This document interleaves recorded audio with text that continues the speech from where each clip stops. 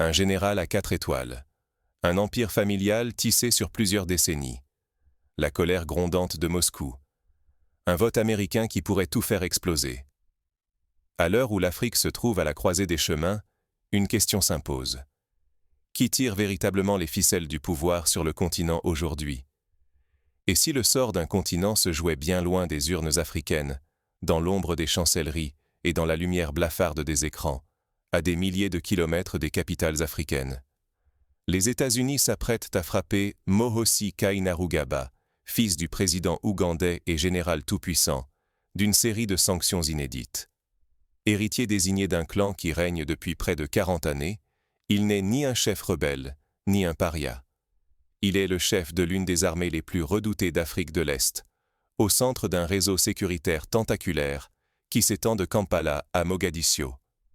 Son influence dépasse largement les frontières de l'Ouganda, irrigue l'économie et la politique de toute la région. Washington ne vise pas qu'un homme. En menaçant la fortune du général, en lui interdisant le territoire américain, en coupant ses accès financiers, la Maison-Blanche cherche à fragiliser toute une dynastie.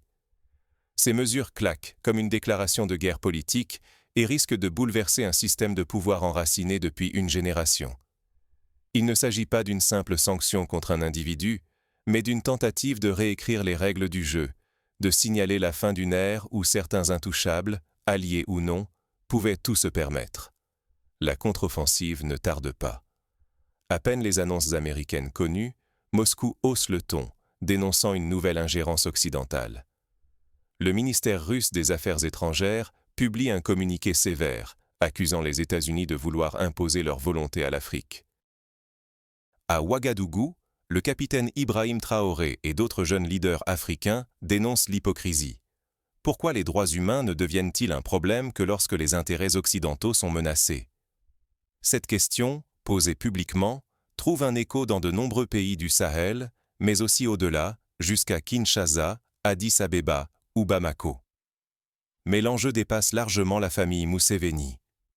Ces sanctions pourraient amplifier la défiance envers les anciennes puissances, nourrir le ressentiment et accélérer la recomposition des alliances sur tout le continent. Chaque décision prise à Washington ou à Moscou pèse désormais sur le destin de millions d'Africains. Les conséquences peuvent être économiques, diplomatiques et surtout sociales. Rappelons-nous par exemple la crise ivoirienne du début des années 2010, quand les sanctions internationales avaient contribué à isoler le pays, à enfoncer la population dans la pauvreté et à exacerber les tensions internes. Perte de souveraineté, isolement diplomatique, tensions régionales en hausse. L'Afrique se retrouve à un carrefour historique, tiraillée entre le risque de perdre ses soutiens internationaux et la volonté farouche de reprendre la main sur son propre avenir. Mais dans ce duel, qui fixe vraiment les règles du jeu? Les États-Unis? La Russie? Ou cette nouvelle génération de dirigeants africains prêts à tout pour défendre leur vision de la souveraineté? Pour comprendre la portée de ce moment critique, il faut remonter le fil de la trajectoire de Mohosi Kainerugaba, figure clé d'un système désormais au bord du précipice. Son histoire n'est pas unique. Elle fait écho à d'autres successions politiques contestées sur le continent, comme celle du Gabon avec la famille Bongo ou du Togo avec les Gnassingbé. Mais le cas ougandais concentre aujourd'hui toutes les tensions d'un continent en quête de repères. Avant de plonger dans la mécanique de cette crise, revenons sur les origines de ce général qui cristallise toutes les tensions. Son ascension en dit long sur les rapports de force en Afrique de l'Est. Ce n'est pas un rebelle de l'ombre. C'est l'homme qui incarne l'avenir d'un régime vieux de près de 40 années. Mohosi Kainerugaba, général 4 étoiles, n'est pas seulement le fils du président Yoweri Museveni. Depuis plus de 30 années, Museveni règne d'une main de fer sur l'Ouganda, tandis que Mohosi, désigné comme l'héritier naturel, contrôle le cœur du système sécuritaire. Ce parcours rappelle celui de Teodoro Nguema Obiang Mangue en Guinée équatoriale, autre héritier militaire préparé à prendre la suite d'un père président. Son influence ne vient pas que de son nom. À la tête des forces spéciales, il dirige la sécurité intérieure, écrase l'opposition et multiplie provocations et menaces. Avertissements contre le Kenya, tensions ouvertes avec le Rwanda, déclarations explosives sur les réseaux sociaux, aussitôt supprimées. Un jour, il menace d'envahir Nairobi. Le lendemain, il propose une alliance militaire régionale. Mais derrière la posture martiale et le vernis d'autorité, un autre visage se dessine, celui d'un chef dont les méthodes sont dénoncées depuis des années. Torture, disparition forcée, exécution extrajudiciaire, les rapports d'organisations de défense des droits humains s'accumulent. Selon Amnesty International, Human Rights Watch et la FIDH, des opposants disparaissent, des journalistes sont réduits au silence, la frontière entre l'État et la famille, au pouvoir se brouille.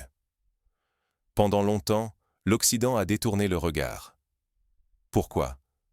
Parce que l'Ouganda, sous Museveni et son fils, joue un rôle central dans la lutte antiterroriste. Soldats en Somalie, soutien logistique, relais pour les opérations de renseignement américaines. Il faut se souvenir qu'au début des années 2000, l'engagement ougandais contre Al-Shabaab en Somalie était salué par Washington, qui fermait les yeux sur les dérives internes tant que le pays restait un partenaire clé. La stabilité régionale a justifié bien des silences. Les partenaires occidentaux, au premier rang desquels les États-Unis, ont préféré la stabilité à la démocratie et à la justice, sacrifiant leurs principes pour des intérêts stratégiques. Cette tendance n'est pas nouvelle. Dans les années 90, la France avait adopté une attitude similaire en soutenant certains régimes africains jugés amis au détriment des aspirations démocratiques locales, comme au Tchad ou au Cameroun. Mais aujourd'hui, cet équilibre vacille. Washington décide enfin de riposter, non par les armes, mais par les sanctions, gel des avoirs, interdiction de voyager, mise à l'écart politique. Pourquoi maintenant? Parce que la succession vacille, parce que l'opinion africaine évolue, parce que la Russie et la Chine avancent leurs pions, et que la contestation gagne même les alliés panafricains. La question n'est donc plus seulement de savoir si Mohozi paiera pour ses crimes, mais qui décide, et selon quels critères? Si les dynasties tombent, la stabilité suivra-t-elle? Ou bien assistera-t-on à plus d'impunité, à un nouvel âge d'ingérence et de chaos? On se souvient du cas de la Centrafrique, où la chute de François Bozizé a plongé le pays dans une guerre civile sanglante. À l'inverse, au Zimbabwe, le départ de Robert Mugabe s'est fait dans une relative stabilité, mais au prix d'un arrangement entre factions militaires. Le dossier Mohozi dépasse l'Ouganda et le sort d'une seule famille. Il révèle une fracture géopolitique profonde, où chaque camp redéfinit priorités et alliances. L'Afrique n'est plus un simple terrain de jeu pour les puissances étrangères. Elle devient un acteur central dans la redéfinition des équilibres mondiaux. Pour comprendre ce tournant, il faut revenir sur la trajectoire de Mohozi. Comment s'est-il imposé au sommet et quel héritage controversé revendique-t-il? Né à la fin des années 70, Mohozi grandit dans l'ombre de la guérilla qui porta son père au pouvoir. Très jeune, il suit des formations militaires à l'étranger, Sandhurst au Royaume-Uni, Fort Leavenworth aux États-Unis. Ce parcours rappelle celui de nombreux héritiers africains, formés dans les académies militaires occidentales, comme Joseph Kabila en République démocratique du Congo. Revenu en Ouganda, Mohozi gravit rapidement les échelons, à la tête d'unités d'élite, puis du redouté Special Forces Command. Il forge sa légitimité par la force, mais aussi par une omniprésence médiatique calculée. Tweets incendiaires, apparitions publiques, discours musclés. Il n'hésite pas à menacer, à provoquer, à se poser en homme fort de la région. Quand la justice internationale devient une arme dans la lutte mondiale pour l'influence, chaque sanction ne vise plus seulement un homme, elle dévoile les règles occultes du pouvoir global. On assiste à une véritable judiciarisation de la diplomatie, comme ce fut le cas lors des mandats d'arrêt lancés contre Omar el-Béchir au Soudan ou Laurent Gbagbo en Côte d'Ivoire. Mais dans le cas ougandais, c'est la question de l'héritage dynastique qui focalise l'attention. La récente prise de parole du président Traoré, au Burkina Faso, a jeté un pavé dans la mare. D'un ton cinglant, il a accusé l'Occident d'appliquer une justice à double standard. Les violations des droits humains n'indignent que lorsque les intérêts occidentaux sont menacés. Selon lui, tant que les régimes africains restaient utiles, les abus étaient tolérés. Mais, dès que la fidélité chancelle, les sanctions tombent, sans prévenir. Cette accusation n'est pas nouvelle. Déjà au temps de Mobutu au Zaïre ou de Blaise Compaoré au Burkina Faso, la réalpolitik dictait la tolérance des excès, tant que l'allié restait fidèle. Cette question du « pourquoi maintenant » secoue tout le continent. Après des décennies de collaboration, de silence gêné, pourquoi l'Occident choisit-il précisément ce moment pour s'attaquer à Mohosi Kainerugaba? Beaucoup y voient un calendrier politique. Les sanctions ne seraient pas dictées par la morale universelle, mais par la volonté de dissuader tout désir d'émancipation vis-à-vis de la sphère occidentale. Rappelons l'exemple du Rwanda, où Paul Kagame a régulièrement échappé à la critique internationale tant que son régime apparaissait comme un rempart contre l'instabilité régionale. L'activation du Global Magnitsky Act marque un tournant stratégique. Cette loi permet aux États-Unis de sanctionner personnellement les auteurs de graves atteintes aux droits humains, mais elle visait rarement les proches de chefs d'État africains alliés. En s'en prenant au fils du président ougandais, Washington adresse un message clair. Les anciennes immunités disparaissent, les règles du jeu sont réécrites brutalement, quitte à fragiliser des équilibres régionaux déjà précaires. Ce fut le cas, par exemple, lors de la chute de Jean-Claude Duvalier en Haïti, ou de Mouammar Kadhafi en Libye, où la fin de la protection internationale a précipité des chaos durables. Dans ce climat tendu, la Russie s'empare du dossier. Par des déclarations musclées et une médiatisation ciblée, Moscou défend la souveraineté africaine et dénonce un néocolonialisme occidental. Pour les autorités russes, il ne s'agit pas de justice, mais de contrôle. Les sanctions seraient un moyen de garder l'Afrique sous tutelle, d'étouffer son autonomie et de punir les voix dissonantes. Cette rhétorique trouve un écho dans les souvenirs de la guerre froide, lorsque l'Union soviétique soutenait de nombreux mouvements de libération en Afrique, du MPLA en Angola, au Frélimo au Mozambique.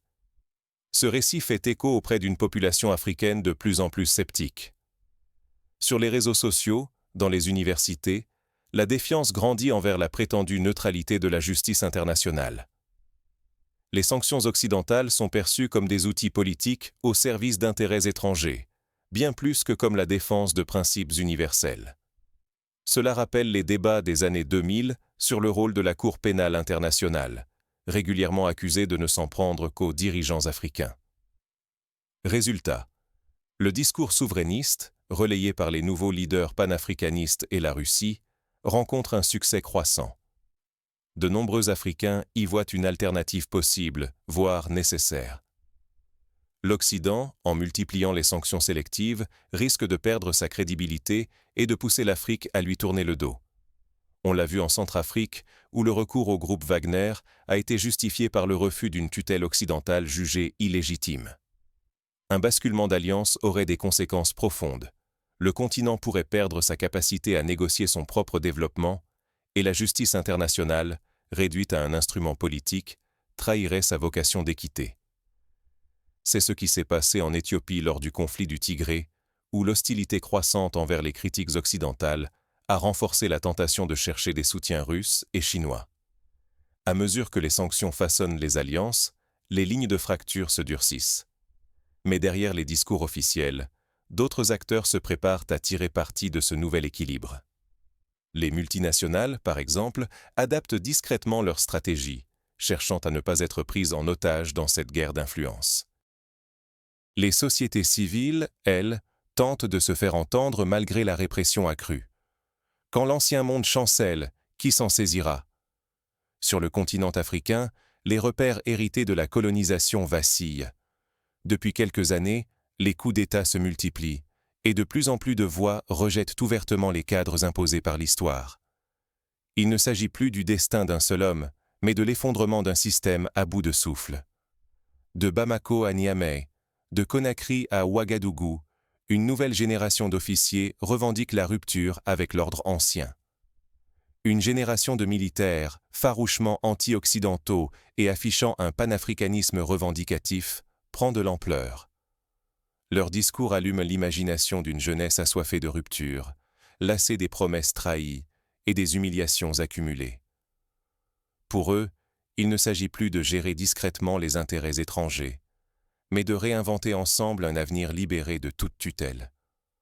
Le Mali, le Burkina Faso, le Niger, mais aussi la Guinée, sont devenus les laboratoires de cette nouvelle contestation.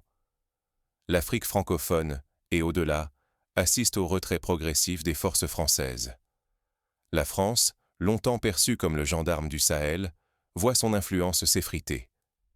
Dans ce vide, la Chine avance ses chantiers, la Russie propose protection et soutien politique. Les options se multiplient, mais chaque offre a ses conditions cachées. La Chine investit dans les infrastructures, mais exige la priorité sur les marchés publics et l'accès aux ressources stratégiques, comme le cobalt en RDC ou le pétrole en Angola. L'épisode Mohosi concentre toutes ces tensions.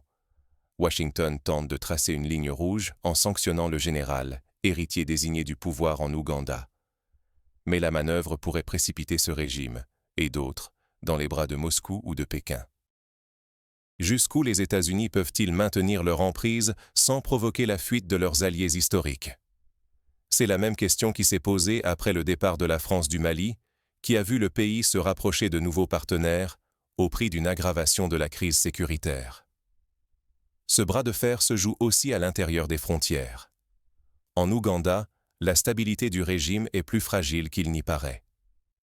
Les rivalités s'exacerbent, vieux dignitaires contre jeunes ambitieux, militaires en quête de pouvoir contre opposants discrets. La jeunesse, frustrée et impatiente, observe ces luttes avec une méfiance croissante.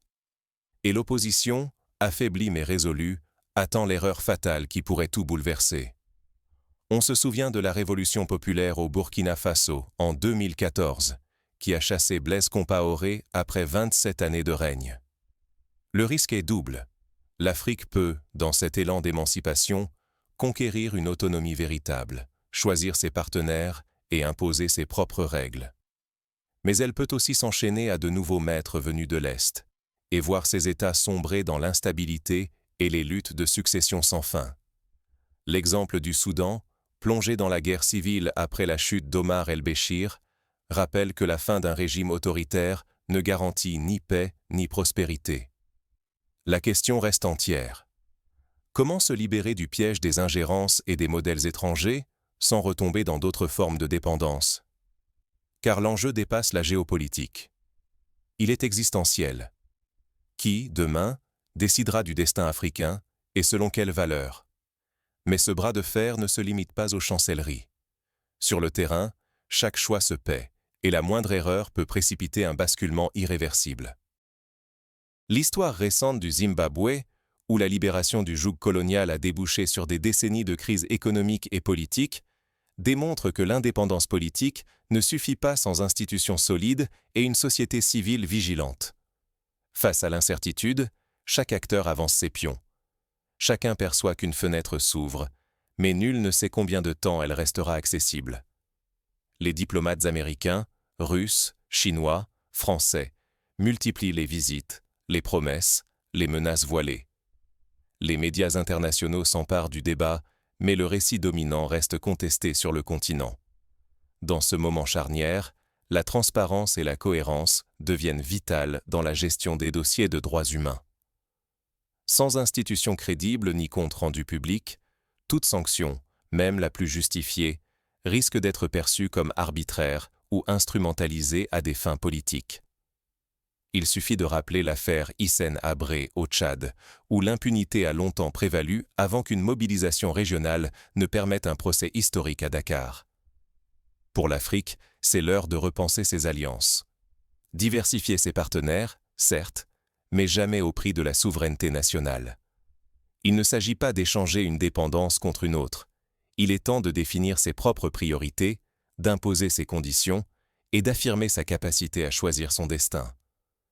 Cela implique de renforcer les institutions régionales, comme l'Union africaine ou la CEDEAO, souvent trop timides face aux crises politiques. Cependant, le réflexe souverainiste peut se retourner contre la société.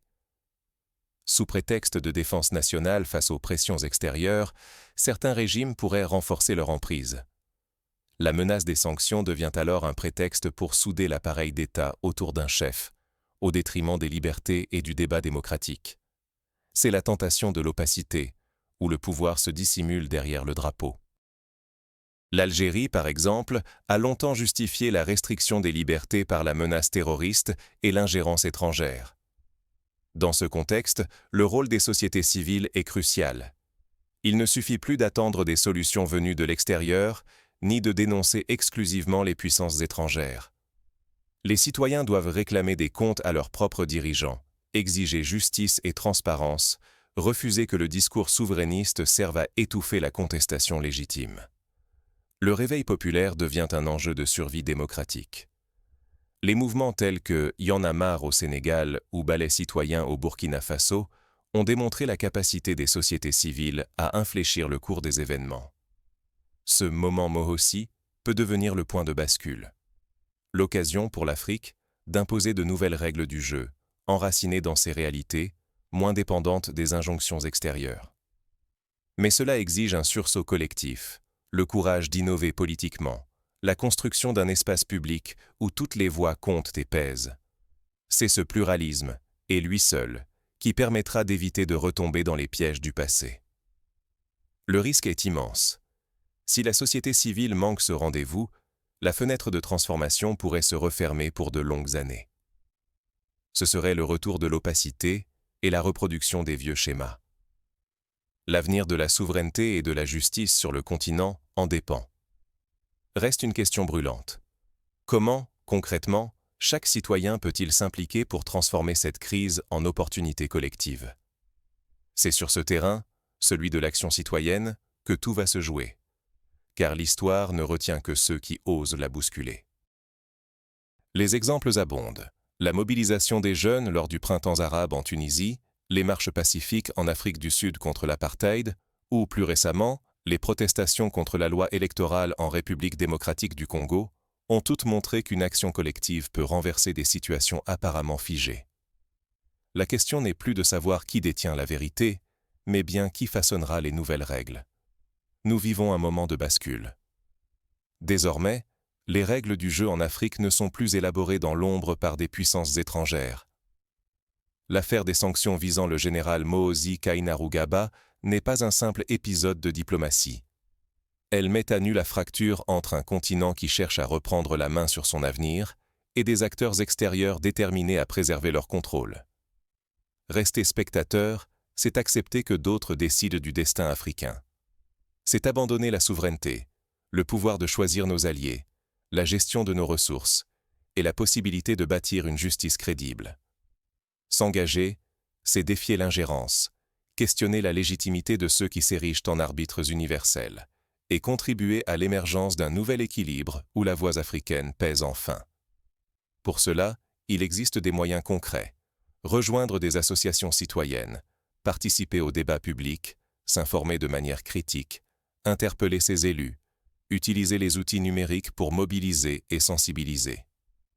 Ce tournant ne touche pas uniquement l'Ouganda ou une dynastie au pouvoir. Il inaugure une ère où l'Afrique revendique le droit d'écrire sa propre histoire. Aurons-nous le courage de saisir cette chance?